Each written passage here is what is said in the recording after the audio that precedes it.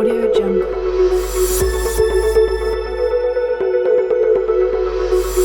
Audio Jungle. Audio Jungle.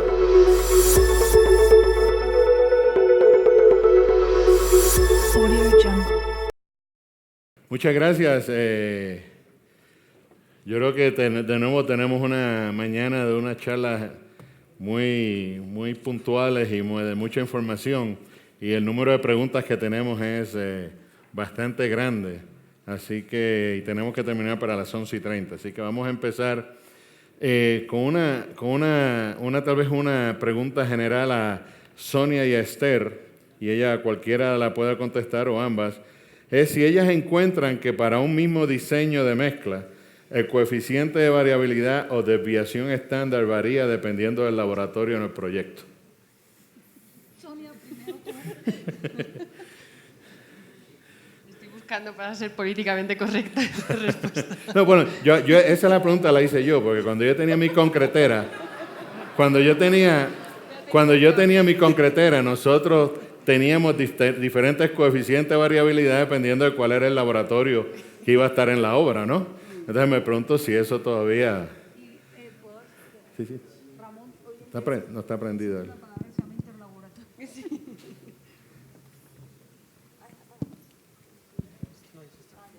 Ok, no, Sonia, te dejo la palabra, pero Ramón, que sí. Hoy en día existe la palabra interlaboratorio, en la cual precisamente la hacemos por eso.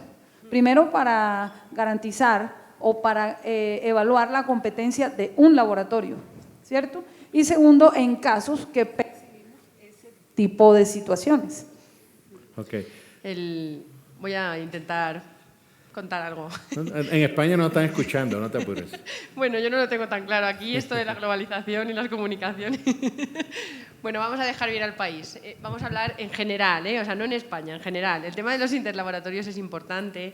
La verdad es que nuestra experiencia es que cuando hemos hecho uno de aceros ha salido fantástico, el de cementos normalmente también sale bien y el de hormigones normalmente sale regular, pero es por la propia naturaleza del producto. O sea, está claro que en la fotografía que hemos visto, toda la cantidad de laboratorios que habían sacado muestra de un mismo camión, pues la muestra es dinámica y va avanzando, y entonces pues unos tardan más, otros tardan menos, unos vibran más, otros menos, y entonces en principio pues eso es un factor importante de variabilidad.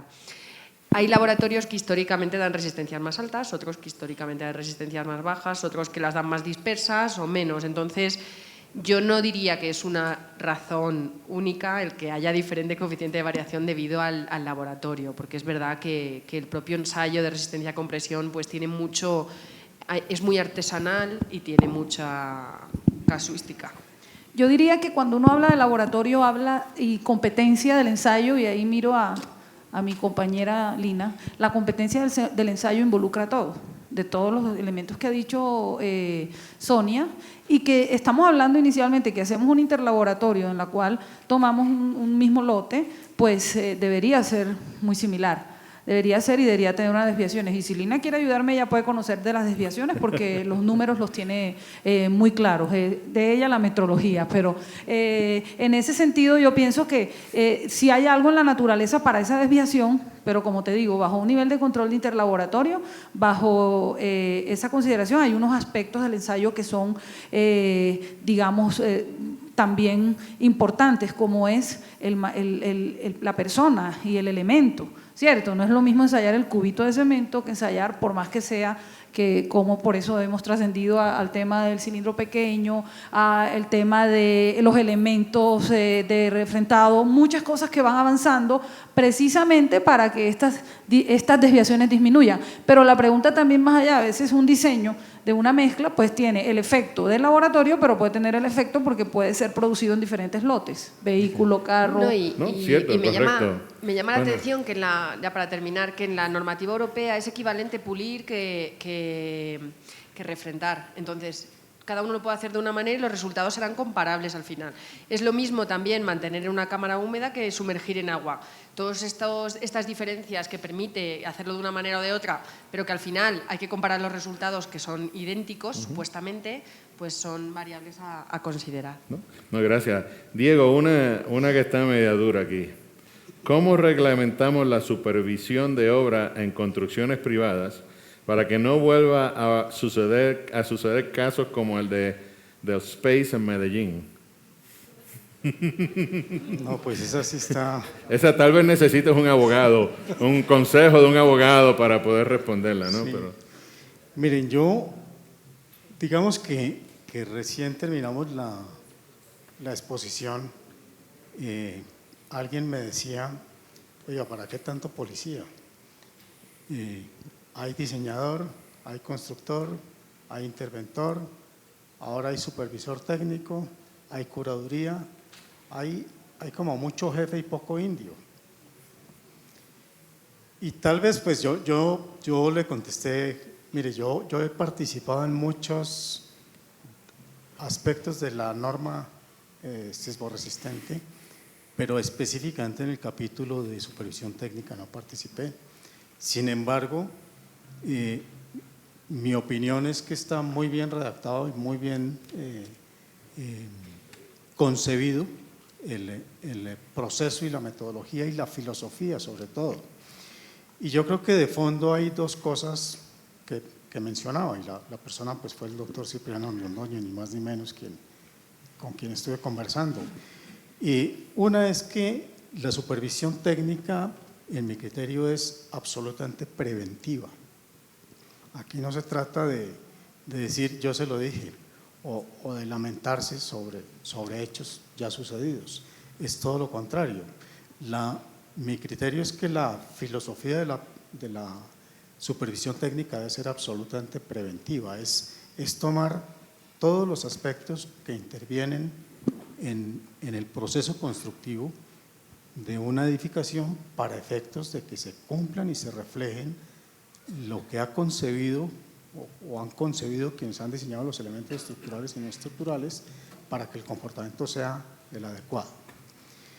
El segundo aspecto que yo comentaba es que el interventor usualmente tiene otras obligaciones distintas a aquellas que son meramente técnicas, y son precisamente labores administrativas. Hay que hacer el acta de la obra, hay que hacer el corte de la obra, hay que liquidar las actas, hay unos procesos de supervisión de lo que estaba presupuestado, lo que se ha ejecutado y lo que falta por ejecutar, y son labores muy importantes, yo no las desconozco, pero muy diferentes y muy distintas de aquellas que se refieren exclusivamente a la construcción de la estructura de la edificación y de sus elementos conexos, o sea, los elementos no estructurales.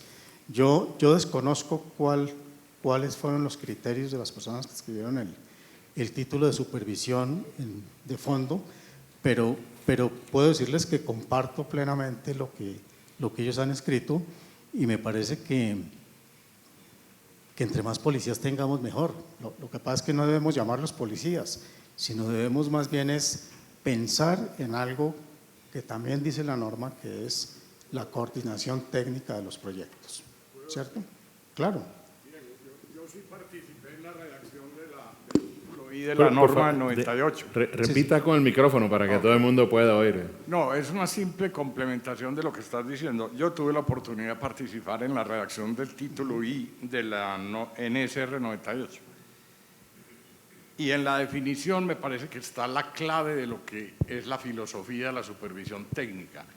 La supervisión técnica no es policía, es un sistema de verificación. La definición lo dice, y es distinto ser policía a ser verificador. Totalmente de acuerdo. Es como si la persona que te preguntó para qué tantos policías preguntara para qué tantos sistemas redundantes en un avión o en un data center. Sí, sí. ¿Cierto? Esto es lo más parecido a un sistema redundante que podamos tener en una industria que dura un año. Pero esa es la filosofía, que sea verificación. Muchas gracias por la... No, muchas gracias por la aclaración. Una pregunta que viene de nuestros hermanos en Honduras, para Sonia. Si un hormigón fabricado en una obra no llega a la resistencia deseada, por ejemplo, 4000 PSI, ¿se acepta o se rechaza, o qué criterios existen para evaluar su aceptación? 4.000 PSI en megapascales, que son 28. Bueno, como nos vamos a enterar de qué resistencia tiene 28 días después, entonces, en principio, si está certificado, ya hemos comentado que podríamos evaluar, o sea, acudir a la entidad de certificación para que ésta nos diera los 14 resultados de control de producción y la variación de la homogeneidad de su producción y aceptarlo si está por encima del 90% de 28 megapascales. Pero en el caso de que no tuviera distintivo de calidad y por lo tanto no hubiera una parte independiente que garantizara esa resistencia, entonces en ese caso ahí ya entran las decisiones derivadas del control. Hay un capítulo específico para eso en el que no se dice claramente nada, se habla de las técnicas no destructivas, se habla de que in extremis se pueden sacar testigos y que se sea comedido a la hora de tomar decisiones. La práctica que estamos viendo ahora es que la primera decisión que se toma cuando se detecta un resultado que no cumple es que no se paga ese hormigón, esa es la primera decisión que se toma, y a continuación muchas veces hay una demolición de todo el lote afectado por ese resultado que ha dado no conforme, y entonces el fabricante de hormigón ha de reponer ese hormigón con el sobrecoste que eso lleva. Yo soy más partidaria de hacer estudios de fiabilidad de la estructura porque con los coeficientes de los materiales que tenemos vamos sobrados en la garantía de calidad y por lo tanto esas pequeñas bajadas muchas veces pueden tener solución en un despacho. Pero añado, por ejemplo, en el ACI, si usted pide 4.000 PSI y usted le da 3.500, es aceptable. O sea, ya se establece que es aceptable. Por lo tanto, ustedes no tienen un valor así, no tienen una...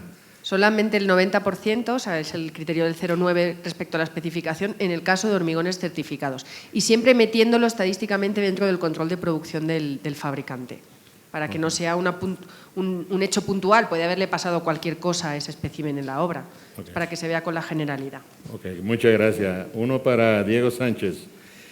El supervisor técnico de obras de más de 3.000 metros cuadrados o de obras de atención a la comunidad debe ser nombrado por la curaduría respectiva o la Secretaría de Planificación Municipal respectiva. Si no lo hacen, ¿qué se puede hacer para subsanar este requisito del cumplimiento de la norma NSR 10? Bueno, yo entiendo que la Sociedad Colombiana de Ingenieros precisamente en este momento está trabajando en ese tema, porque pues debe hacerse, ¿cierto? Si ya hay una normativa vigente, hay un decreto de la República y es de obligatorio cumplimiento, pues hay que cumplirlo y quien debe empezar por cumplir con esas circunstancias, pues debe ser precisamente los entes de control y los entes gubernamentales, ¿cierto? Entiendo que la Sociedad Colombiana de Ingenieros está trabajando en ese sentido para efectos de que evidentemente quien ejerza la función de supervisión técnica pues sea designado por los entes y los órganos de control, ¿cierto?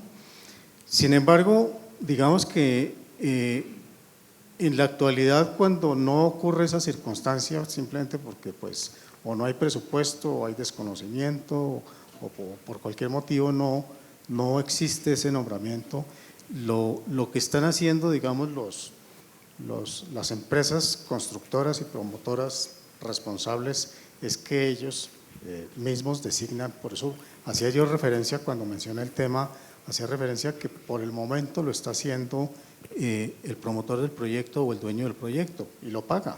De hecho, yo he tenido oportunidad de hacer supervisión técnica para muchas empresas constructoras del país y son ellos quienes pagan, perdón, para empresas promotoras de los proyectos, no el constructor, porque debo aclarar algo que mencioné durante la exposición y es que el supervisor técnico no puede, por razones obvias, depender económicamente ni del constructor ni de los diseñadores del proyecto, ¿cierto? Sino tiene que ser, digamos, en este caso, o por lo menos en mi caso particular ha sido el propietario del proyecto quien ha promovido esa circunstancia. Pero hoy…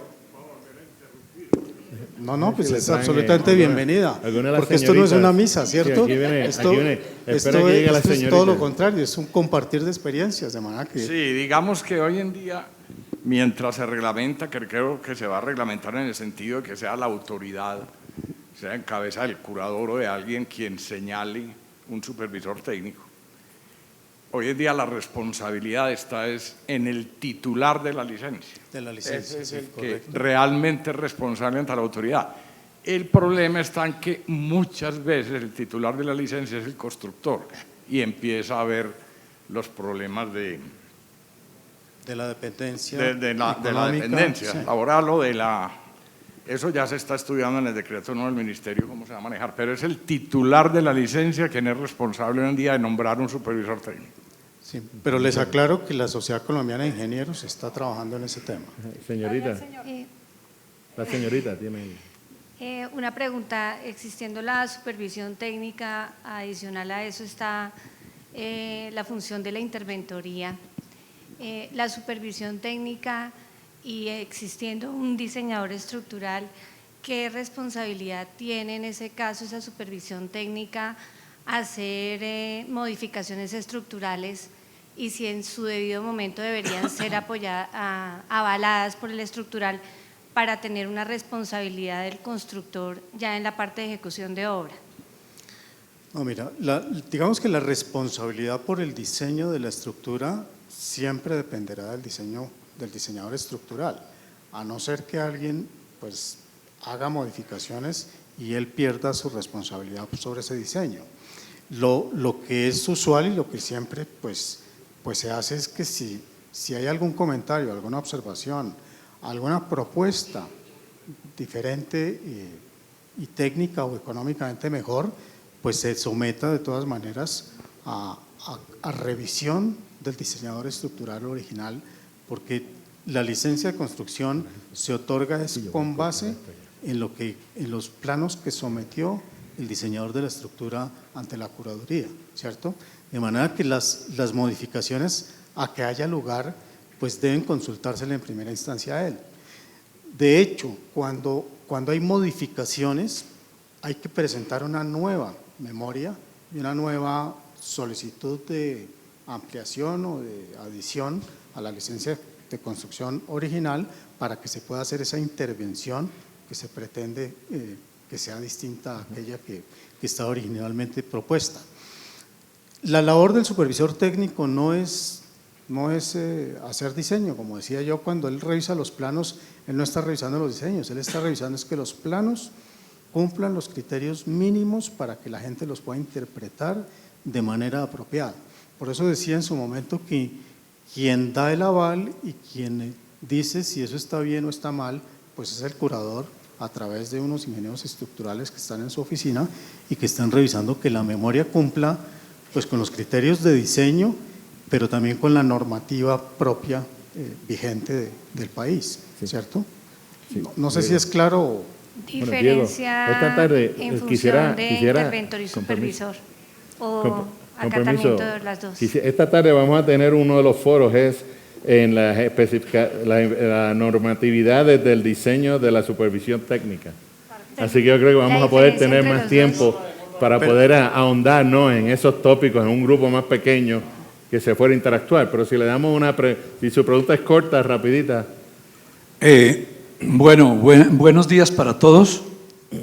Soy miembro de la Sociedad Colombiana de Ingenieros de la Junta Directiva y como lo dice el ingeniero Diego Sánchez de Guzmán, estamos trabajando muy fuertemente en la Comisión de Estructuras y Construcción de Edificios y les invitamos a todos a que participen con sus observaciones, porque realmente, con todo el respeto que merece el señor ministro de la Vivienda y con motivo del edificio Space de Medellín, realmente fueron algunas observaciones muy dadas a la ligera, porque nosotros en Colombia tenemos legislación y tenemos leyes y decretos que protegen la construcción.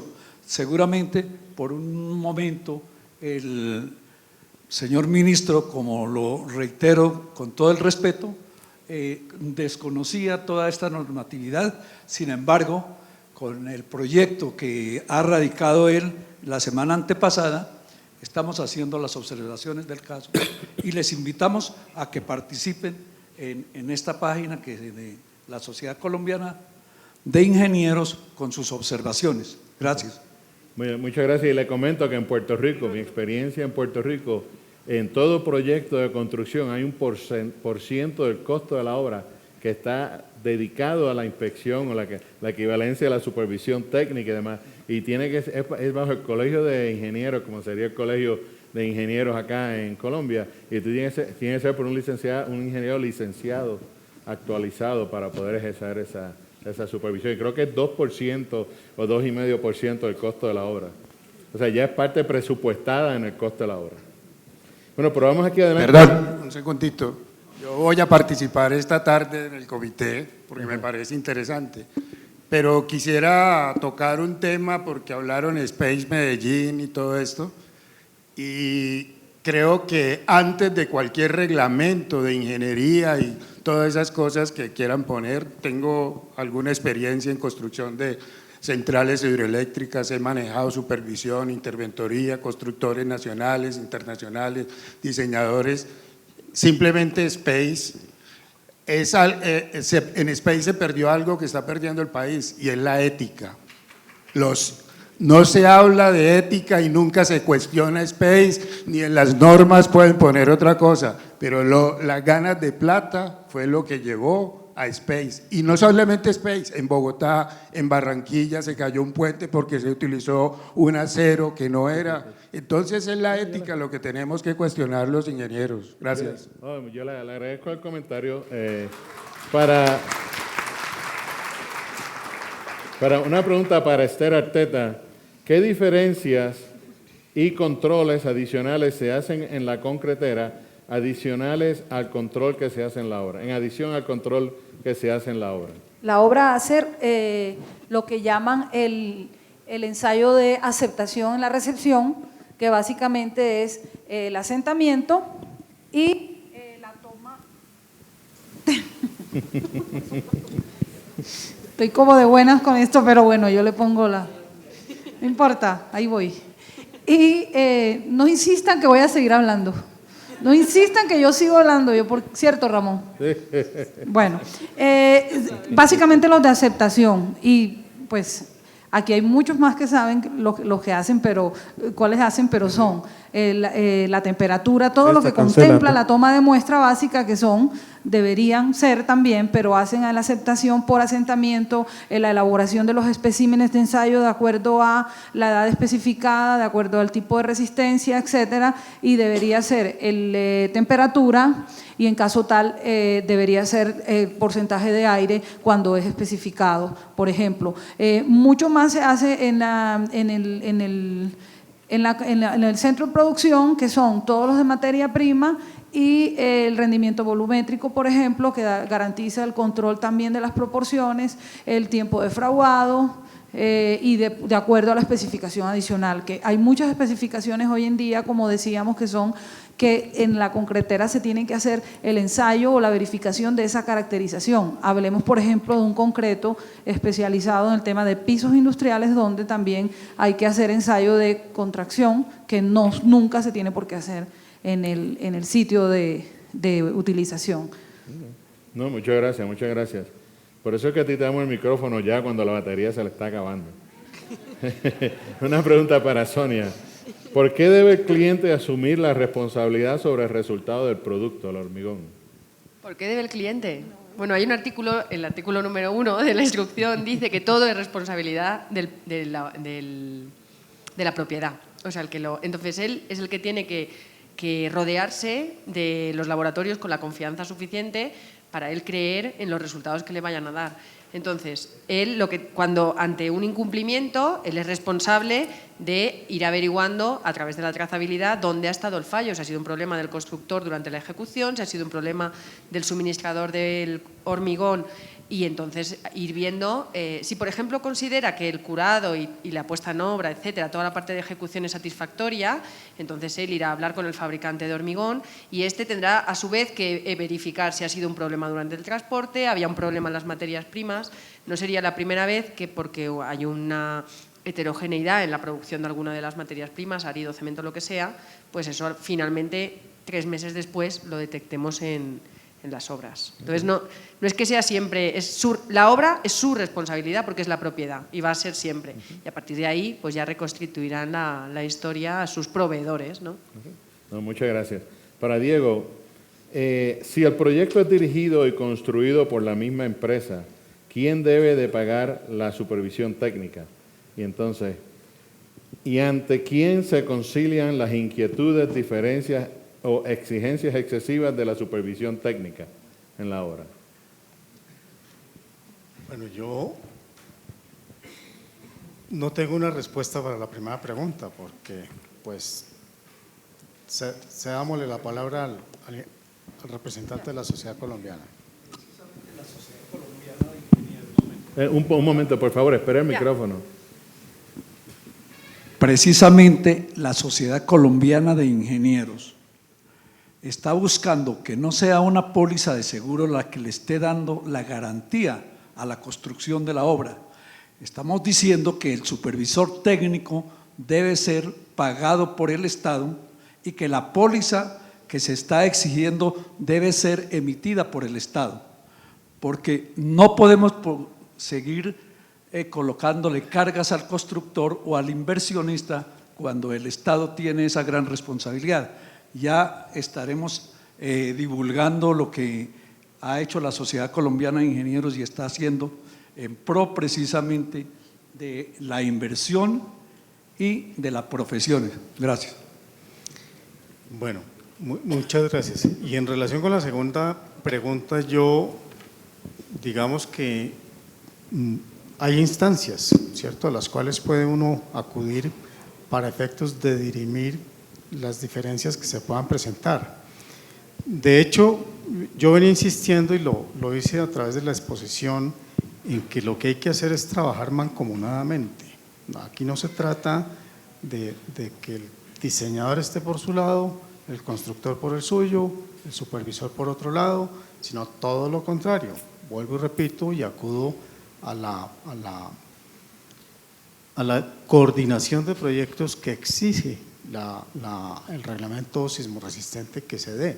O sea, lo que tiene que haber es una coherencia entre todos los actores del desarrollo del proyecto y no unas diferencias. Por eso a mí el carácter policivo que se le atribuye a la supervisión técnica, pues digo nuevamente que no estoy de acuerdo con él, porque no se trata de instalar un policía, se trata es de tener una persona que de manera absolutamente objetiva y sin tener ningún interés ni estar vinculado con ninguno de los ejecutores de la obra, pueda hacer esa coordinación de verificar que lo que dijo el diseñador realmente lo esté ejecutando el constructor con el cumplimiento razonable de todas las especificaciones, los planos, etcétera, etcétera.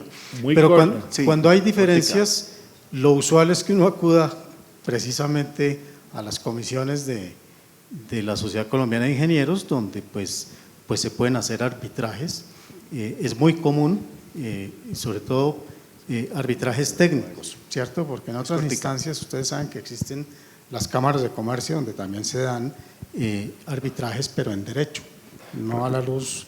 Yo he tenido oportunidad de participar en ambos casos, digámoslo así, y me parece que muchas veces cuando se falla en derecho no se conoce con precisión los aspectos técnicos y de seguridad que deben cumplirse, y pues yo no digo que esté mal, ni mucho menos, sino que me parece que las diferencias técnicas debemos resolverlas los ingenieros y no los abogados. Sí, es cortica, es precisamente respecto a la primera parte de la pregunta. Si uno lee la norma, la NSR 10 corresponde a un decreto de ley. Se queda uno con la sensación de que si en este momento no aplico la supervisión técnica, estoy incumpliendo la ley. Pero le entiendo al representante de la Sociedad de Ingenieros que se está regulando o se está intentando estudiar la regulación. Entonces, el sentido de la primera parte de la pregunta era precisamente eso. En este momento, si no hago supervisión técnica, ¿estoy incumpliendo la ley y estoy teniendo algún problema? En realidad sí se está incumpliendo, porque pues está escrito que debe darse esa circunstancia. Qué pena con el colega, seguramente interpretó mal. Precisamente lo que la Sociedad Colombiana de Ingenieros está haciendo énfasis e hincapié, y frente al señor ministro, es que está en la NSR 10 la supervisión técnica y los considerandos para esa supervisión técnica. Lo que queremos es que se cumpla precisamente y no que saquemos otra ley desconociendo lo que ya tenemos. Bueno, yo solamente quería, que no es una cuestión técnica, es una cuestión filosófica y la dejo abierta para el debate de esta tarde, y es, cuando estamos, normalmente nosotros vamos a hacernos chequeos al médico para prevenir que tengamos enfermedades, que sería un poco la supervisión técnica, ¿no? Y vamos al médico y no nos gusta a nadie que nos digan que estamos enfermos, pero a veces estamos enfermos y nos tenemos que curar. O sea, no es malo que haya supervisión técnica y que se detecten que hay cosas que no van mal. Peor sería no detectarlo, ¿no? Yo creo. O sea, es un poco… No, estamos de acuerdo, y yo creo que filosófico. el mensaje a Argos es que el foro que tiene que ver con la normativa mejor se haga aquí, porque yo creo que va a estar todo el mundo en ese. O sea, ajustemos las habitaciones. Pero para Esther, ¿cuáles son los parámetros para evaluar o calificar la calidad del concreto en obra? ¿Y cuáles son los valores permitidos para aceptar la calidad del concreto? Una pregunta muy de la supervisión técnica, como para Diego. Pero, sin embargo, es el cumplimiento de la norma sismo resistente. Básicamente tiene los criterios de la calificación, la evaluación, y tiene esos criterios con los cuales tienen que tener, ser representativo del elemento, etcétera, y lo que están diciendo. En caso tal que tengan un nivel de no cumplimiento, tienen que también acudir a mirar si otro elemento estructural también producido con el mismo concreto, por ejemplo, puede ser evaluado y puede tener información de respaldo, como en el caso del proveedor. Básicamente, si Diego quiere complementar algo, porque es el cumplimiento de la norma según los criterios, ¿no? Bueno, en esencia es eso, claro, hay que cumplir. Hay unos criterios de probabilidades de ocurrencia de falla que están escritos en la norma y que pues deben cumplirse. En el evento de que no se cumplan, pues debe hacerse el análisis estadístico, verificar para cuánto está calificando el concreto, digámoslo así, y digamos, dentro de las causas de por qué no se está cumpliendo, hay una evaluación estadística que es no solamente determinar la desviación estándar total, sino también la desviación estándar inherente a la prueba, a través de la cual se saca el coeficiente de variación inherente a la prueba, lo cual le muestra a uno si las variaciones que tiene la resistencia pueden proceder de los tres aspectos fundamentales que son materias primas, proceso productivo y calidad de ensayos, o si solamente son materias primas y o proceso productivo, en cuyo caso, digamos, la responsabilidad por esas variaciones sería de quien produce y suministra el concreto, o si por el contrario, como sucede con alguna frecuencia, es más bien la calidad de los ensayos que se ejecutan la que está reflejando una variabilidad que indica que seguramente esos ensayos no están siendo ejecutados de manera apropiada y por lo tanto no son confiables, ¿cierto?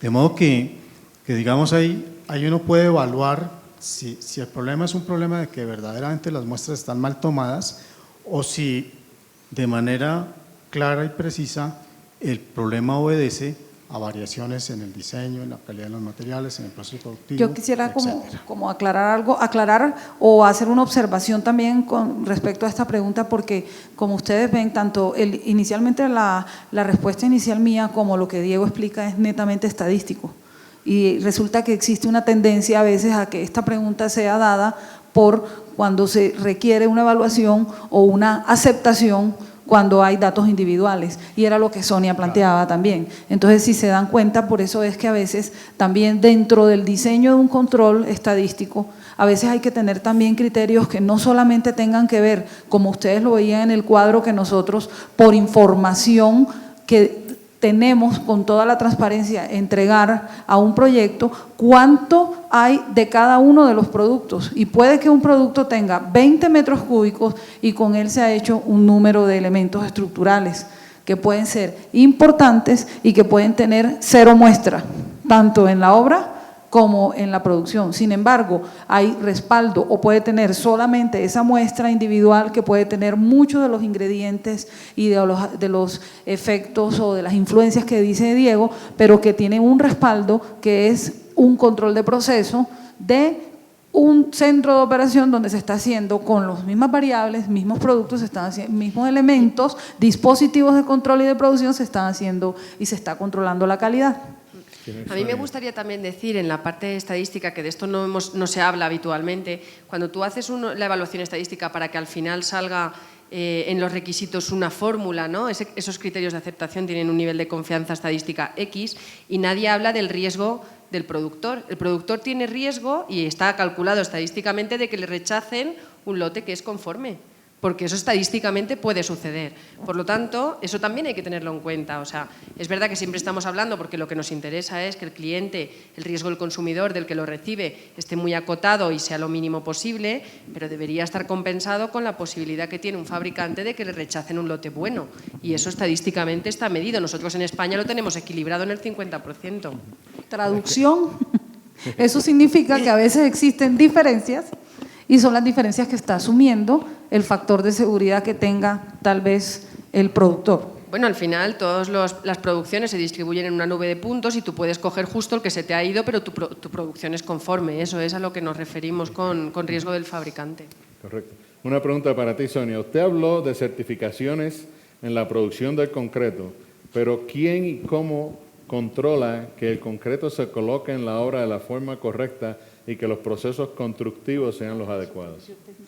Marcas de productos relacionadas con los procesos de ejecución no tenemos todavía en España. Hay una relacionada con el sistema de postesado, entonces sí que ahí medimos la fuerza con la que se aplica el postesado y una serie de cuestiones que sí que pueden tener lugar dentro de las obras. Pero el resto de procesos, el sector, los constructores todavía no han optado por querer certificar sus obras por partes, ¿no? Por así decirlo, su manera de ejecutar. Entonces lo que tenemos clara es la certificación del producto hasta su entrada en la obra.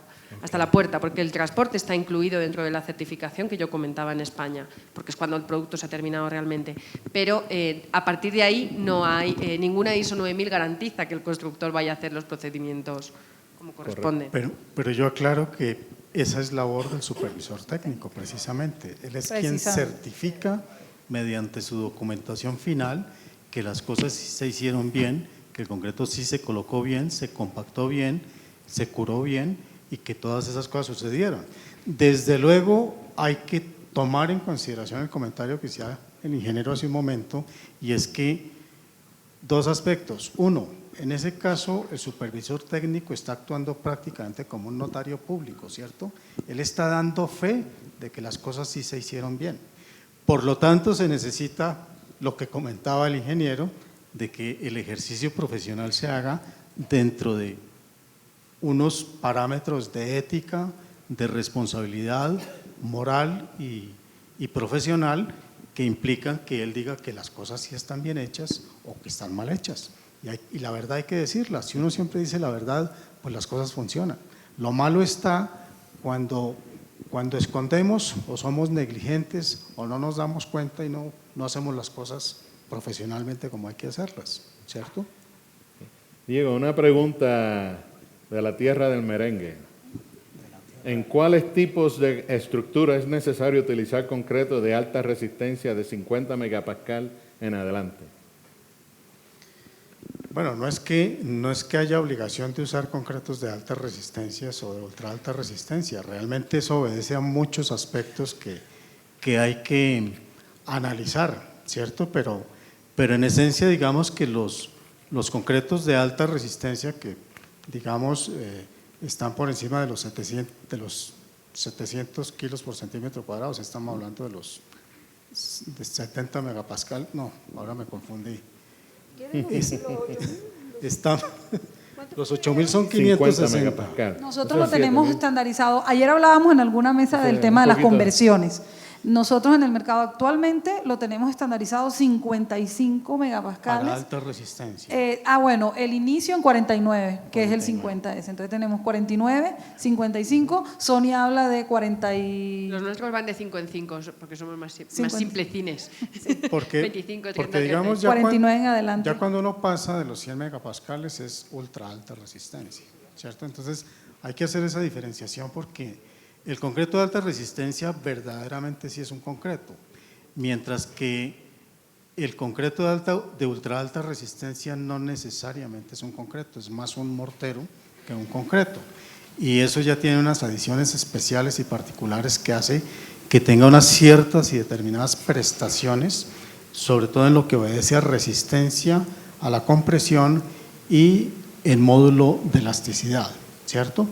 En el caso particular de la alta resistencia, digamos que la costumbre en Colombia es que eso más bien se ha utilizado es en las plantas de prefabricados, tanto pesado como ligero, y bueno, ahora se está incursionando y valga la cuña, Argos lo está haciendo con lujo de detalles en lo que es concreto colocado in situ.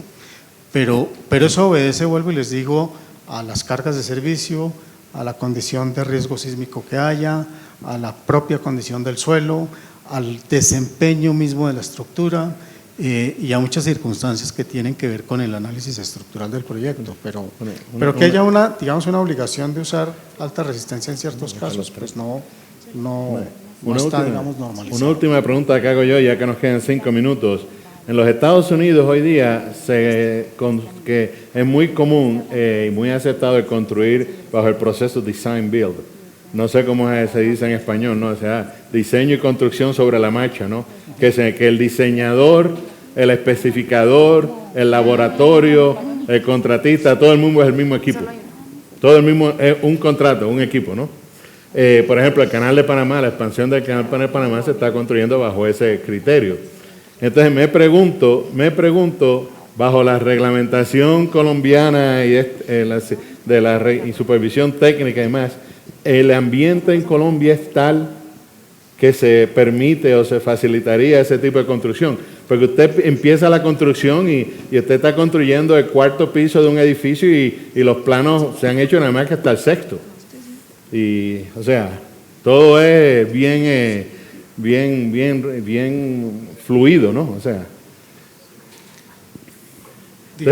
digamos que hoy por hoy eso se practica en el medio nuestro, pero sobre todo en obras de infraestructura, más que en obras de edificación. Si aplicamos la norma sismorresistente o el reglamento sismorresistente en su esencia, pues ahí claramente le dicen a uno que no debería estar diseñando sobre la marcha, sino que todo debería estar previo a la iniciación de la obra.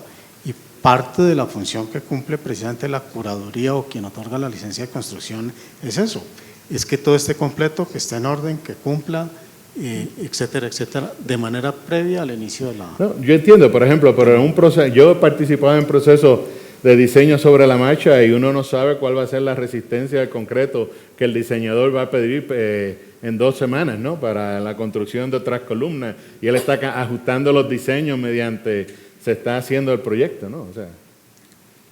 Sí, eso es claro, pero digamos que como en nuestro caso particular, a diferencia de lo que decía Sonia de España, en nuestro caso es obligación, o sea, hay que cumplir con esa normativa y con las directivas que de esa normativa, de manera que eso es excluyente, digamos, creo yo, en cosas como la que estamos mencionando en este momento. Por eso hacía la diferencia de que en obras de infraestructura es muy común que esas circunstancias se den en el país, pero en el sector de edificación, a no ser que de pronto alguno de los colegas que ha participado en el tema de la supervisión técnica nos pudiera aclarar, pero yo en esencia diría que no. Lo que pasa es que se hace esguince al problema y se manejan muchas obras así. Entregan unos planos preliminares al curador, los aprueban y después empiezan a… Los modifican. Como las telenovelas, van entregando planos cada 8 días. Eso además es por fascículos. Me imagino. El control de eso es imposible porque el contexto general de la obra en la cabeza me parece muy difícil. Me imagino que los llantos sean también de telenovela, ¿no? Bueno, pues yo le quiero dar muchas gracias a todos ustedes. Lamentablemente no podemos contestar todas las preguntas, son muchas. Tratamos de escoger algunas variables, ¿no?, en los distintos tópicos, pero creo que los foros estatales van a estar muy, muy interesantes y los dejo con la señorita para la presentación magna, ¿no? Audio Jungle.